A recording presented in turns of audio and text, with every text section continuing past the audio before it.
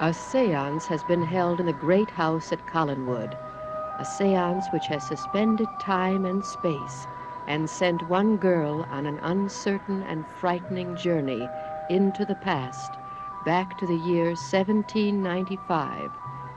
There, each of the Collins ancestors resembles a present-day member of the Collins family, but the names and relationships have changed, and Victoria Winters finds herself a stranger in a sea of familiar faces.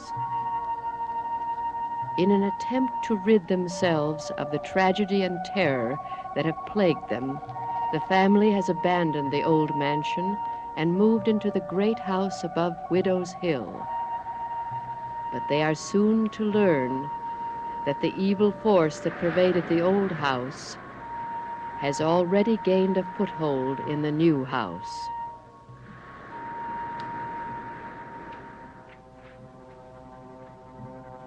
Angelique? Angelique, what was all that shouting? Oh, monsieur. Well, this room was supposed to be for the Countess, but...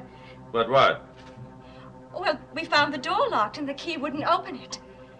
And then we thought we heard footsteps and someone laughing inside the room. How could there be anybody in there when the door was locked? I don't know, monsieur. But it frightened the Countess and Mrs. Collins so much that they've gone to tell Mr. Collins. I'm very tired of all these people seeing and hearing things that don't exist. Now stand aside. I cannot hear a sound coming from this room. Well, perhaps whoever was in there has gone away. Or perhaps there was no one in there at all along. You, said Mrs. Collins' key did not work, hmm? No, sir. Uh-huh. Then we shall have to find something to force the door. Monsieur, look!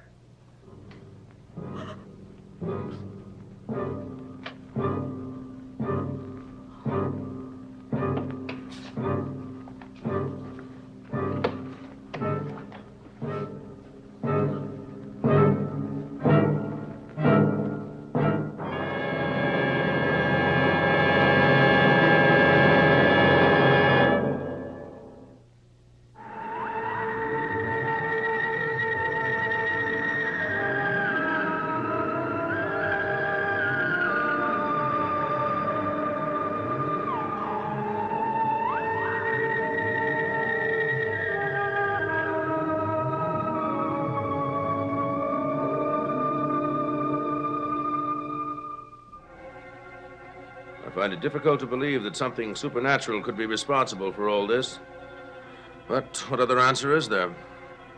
I don't know, sir. The door was locked, so no one could have gained entrance from the corridor. And yet someone or something was here. Sir, this was to be Jeremiah's room. Yes. It is possible that, well... Think that Jeremiah was responsible for all of this? His ghost, sir. You really mean that? Well, Madame Josette saw his ghost, and Mrs. Collins saw it too. Well, it may be the only explanation for what has happened here. Oh, monsieur. I must find someone to straighten this up before the Countess sees it. Well, I wouldn't go to the trouble with that. I'm sure that the Countess won't be willing to stay here now. What has happened here? I wish I knew. Oh. Oh. The devil has followed us into this house. I warned my brother. You warned him? Yes. The Reverend Trask said the evil spirits should be exorcised out of this house before anyone moved in. But Joshua refused to listen to him. Well, I would call that good judgment on the part of your brother. You do not like the Reverend Trask, do you, Mr. Dupre? Well, that's putting it charitably. I think the man is an outrageous fraud. Well, it may be to your advantage to think him a fraud.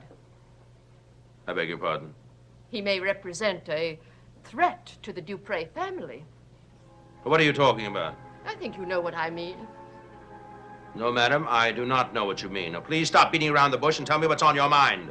Very well. I think it's time someone came out with it. I think that the arrival of you and your family and the arrival of Miss Winters were not as coincidental as they seemed at first. Meaning what? The Collins family was never victimized by evil spirits before you came. Are you saying that the Dupre family is responsible for all this and what's happened? Well, obviously the witch is directly responsible. But the question is, what brought the witch here? Oh? You think we did? Well, I think it's someone in your family that the witch is after. Are you by any chance hinting that we are no longer welcome here? My brother is the master in this house, and it's not for me to say who is welcome and who is not. And it's not for you to insult your brother's guests either. But you apparently do have no qualms about it. I've only spoken my mind. Uh-huh. You have insulted me and my family. I'm going to bring the matter to the attention of your brother at once. If you're expecting me to apologize for speaking the truth... From you, madam, I expect nothing but narrow opinions of a lonely and fanatical old woman. It is at once a pity and a blessing that you were not born in France. Good day, madam. And where are you going? Oh, I must go and have someone clean the room before the Countess arrives. You will go later. But the Countess is waiting. Well, let her wait, young woman. You come over here and sit down. I want you to talk to me first.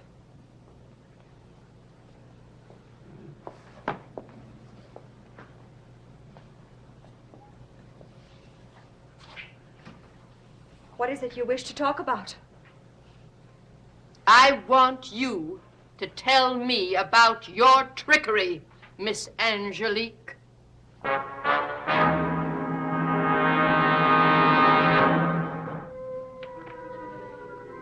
Miss Collins, I do not understand.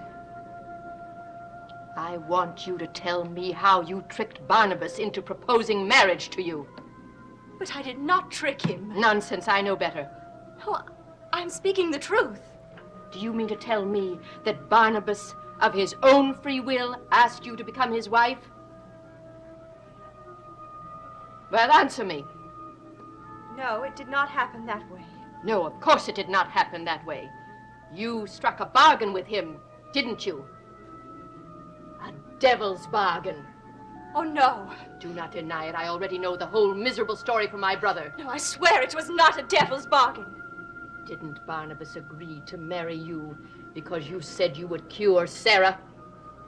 Yes, And how did you go about curing Sarah? I brewed a tea made of special herbs. Yes, I want to ask you about that tea with special herbs. Where did you learn to brew such a concoction? My mother taught me. Does your mother have other curative powers? No, of course not. My mother was a simple woman. I do not call a woman who can restore a person's health a simple woman. But she was.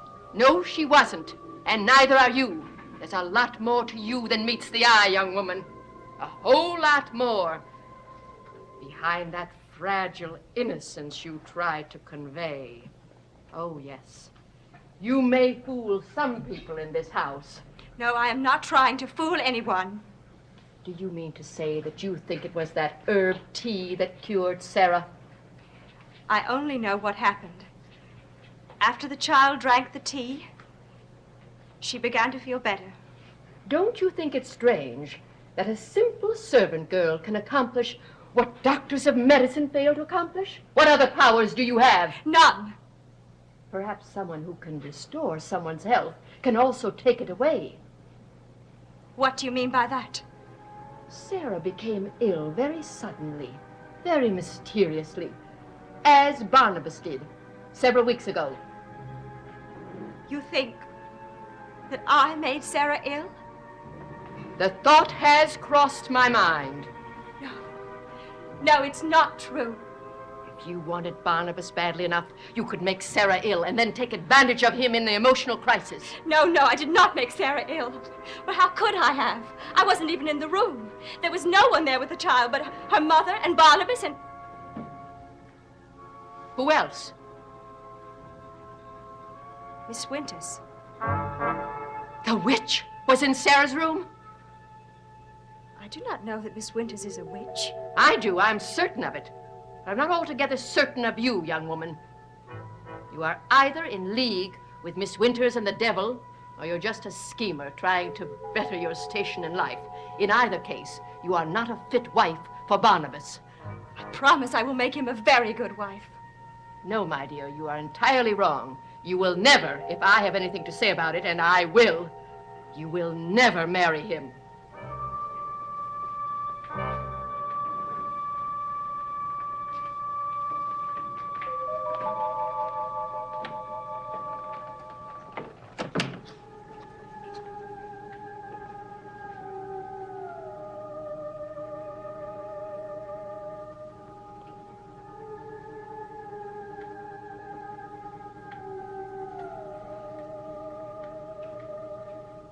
Jeremiah?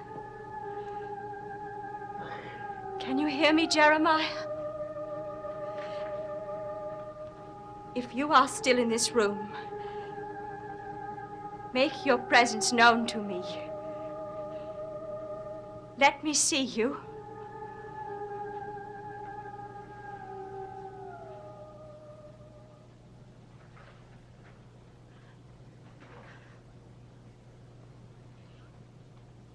You cannot return to your grave yet, Jeremiah. There is one more thing I want you to do.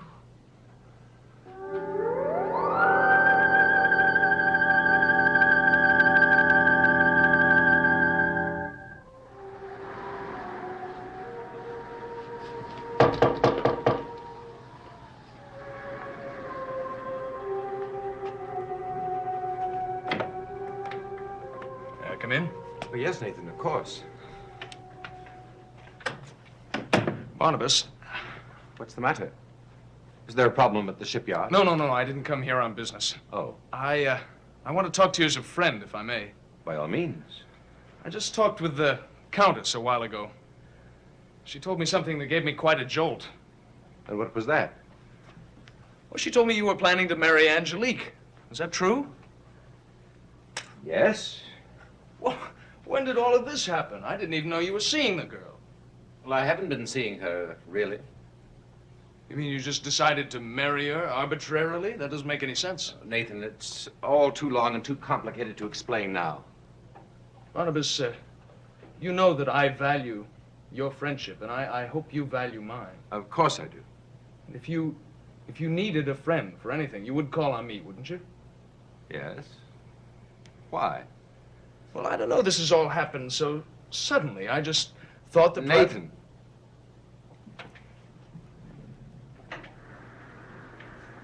My father and my Aunt Abigail are against my marriage. I was hoping that my friends would feel otherwise. Oh, Barnabas, I have no right to approve or disapprove of what you do with your life. I'm only concerned as a friend. You quite sure of what you're doing? Even if I weren't, there's no turning back now. I will marry Angelique. What, you have no choice? In a way, yes. Barnabas, I hope you don't take offense at this, but if you're in any kind of trouble and need help... Trouble? Well, I mean, if you have to marry the girl, if her honor is at stake... Good heavens. Is that what's had you looking so worried? Well, I hadn't dismissed the possibility, no. Well, you can put your mind at rest. Do you love her? I love her enough. What about Josette? What about her? Well, there were a great many people who were hoping that after a suitable period of time, you and Josette might rediscover each other. Well, I'm sorry to disappoint a great many people because it will never happen. I hope I haven't gotten out of line in speaking about this. No, of course not. I appreciate your concern. Now, if you'll excuse me, Nathan, I'm feeling rather tired and I'd like to lie down for a while. Of course. I hope you and Angelique will be very happy. Thank you, Nathan.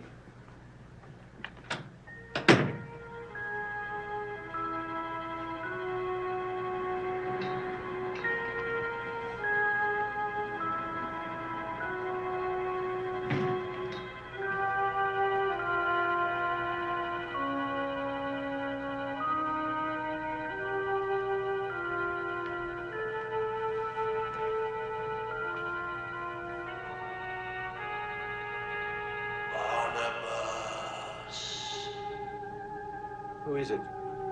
It is I, Jeremiah. Where are you? Here, by the window, Barnabas. You cannot open the door. It is locked. You must stay here until I have finished with you. What do you want of me? I want in death what you would not give me in life. I don't understand. I want justice. Justice. You killed me in order to take Josette away from me. And now you will try to marry her. No, that's not true. You lie, Barnabas. You will do anything to get her back.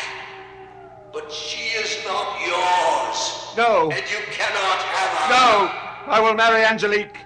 This is what you say. But you still covet Josette, another man's wife. I am here to warn you, Barnabas. She is mine. And if you ever do marry her, I will haunt you both for the rest of your lives.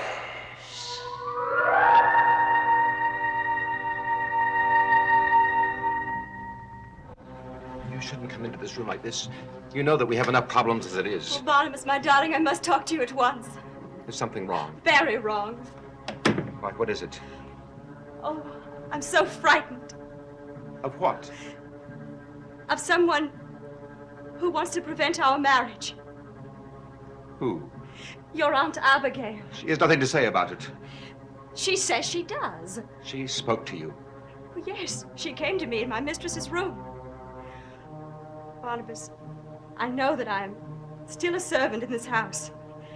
But does this mean I must remain silent while people make accusations against me and threaten me? Aunt Abigail did that. She accused me of deliberately making Sarah ill in order to trap you into a marriage. She had no right to do that. I will speak to my father about it. Oh, no, you mustn't do that. You mustn't do anything to antagonize her any further. But there's nothing else I can do. Yes, there is. What? You can marry me immediately, tonight. I can't do that. We both promised my father we would wait. But I'm afraid to wait now. Don't you see? If we give your aunt more time, she may prevent the marriage. Oh, please, please, let's go through with it tonight.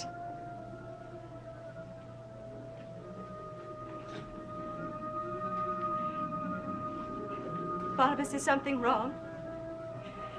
You don't want to go through with the marriage at all, do you? I have every intention of going through with the marriage. But you are willing to let your family abuse me until you are ready for marriage? Please, Angelique. You're not the only one that's had a trying day. Why? What do you mean? You wouldn't believe me if I told you. No. Please do tell me. Jeremiah was here in this room just a few minutes ago. Why, that's impossible. I tell you, I saw him standing over there by that window. He was a terrifying sight. His head was still covered with those blood-stained bandages. What happened? He said he came to give me a warning. He accused me of killing him so that I could marry Josette. He said if I did marry her, that he would, well, that he would haunt me till the end of my days. And then he vanished right before my eyes. Oh, Barnabas, I am sorry. I was so wrapped up in my own problems. And here you've had a more frightening experience than I. I couldn't have imagined it. It was real. I saw him. I heard him. Barnabas, this will go on. I will continue to be victimized by your family. And you by the ghost of Jeremiah, unless we do something about it now. Do something about it. We will never be happy until we are married. And we may never be married unless we become married tonight.